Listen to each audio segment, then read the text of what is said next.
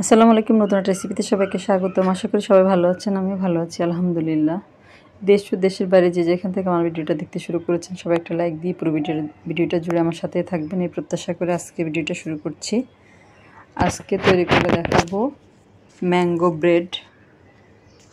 ব্রেডের একটা রেসিপি। এজন্য আমি 2টা আম, পাকা আম, অবশ্যই পাকা আমটা নিতে হবে। পাকা আম আমি ভালো মতো ধুয়ে টুকরো করে ব্লেন্ডারের জারে দিয়ে মিহি পেস্ট তৈরি করে নিয়েছি।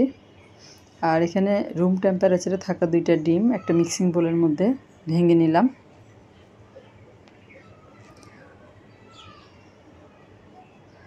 আর ডিমের সাথে আমি এখানে হাফ কাপ চিনি দিয়ে দিলাম, দিয়ে বিটার দিয়ে আমি এটা ইলেকট্রিক বিটার দিয়ে বিট করছি। আপনারা চাইলে হ্যান্ড বিটার দিয়েও বিট করে নিতে পারেন। চিনিটা গলে যাওয়া পর্যন্ত বিট করতে হবে।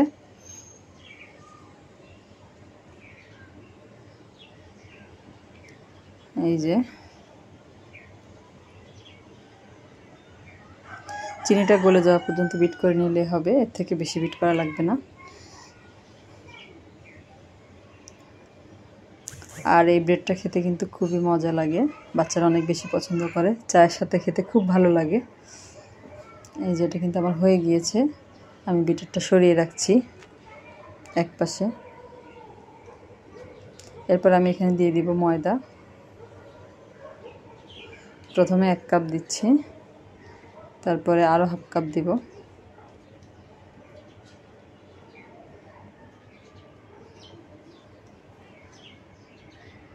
অর্থাৎ এখানে আমি 1.5 কাপ ময়দা দিয়েছি।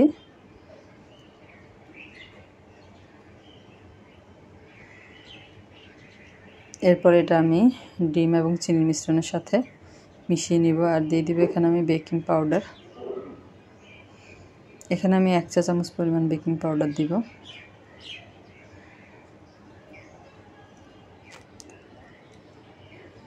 দিয়ে ময়দা এবং বেকিং পাউডার ভালো মতো মিশিয়ে নিব।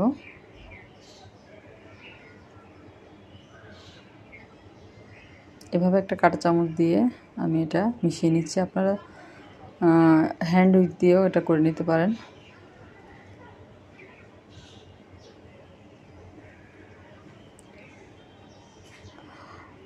আর যারা আমার ভিডিওটা দেখতে শুরু করেছেন এখন একটা লাইক দিতে ভুলে গেছেন, তারা একটা লাইক দিয়ে পুরো ভিডিওটা জুড়ে আমার সাথে থাকবেন। আর এখানে আমি মিশানো হয়ে গেলে হাফ কাপ থেকে একটু সামান্য বেশি হবে সয়াবিন তেল দিয়ে দিলাম। হাফ কাপ থেকে সামান্য বেশি হবে, দিয়ে আমি তেলটাকেও ময়দার সাথে মিশিয়ে নিব। আর যারা আমার চ্যানেলে নতুন আজকে প্রথম ভিডিও দেখছেন, যদি ভিডিওটা আপনাদের ভালো লাগে তাহলে আমার চ্যানেলটা সাবস্ক্রাইব করে পাশে থাকা বেল আইকনটা প্রেস করে দিবেন। এতে করে আমি পরবর্তীতে যত ভিডিও দেব তার নোটিফিকেশন সবার আগে আপনাদের কাছে পৌঁছে যাবে। এরপরে আমি এখানে দিয়ে দিলাম 3 টেবিল চামচের মতো হবে, অর্থাৎ 1/4 কাপ পরিমাণ গরুর দুধ দিয়ে এটা খুব ভালো মতো মিশিয়ে নিচ্ছি। তারপরে যে আমটা আমি ব্লেন্ড করে রেখেছিলাম ওটা পুরোটাই দিয়ে দিলাম।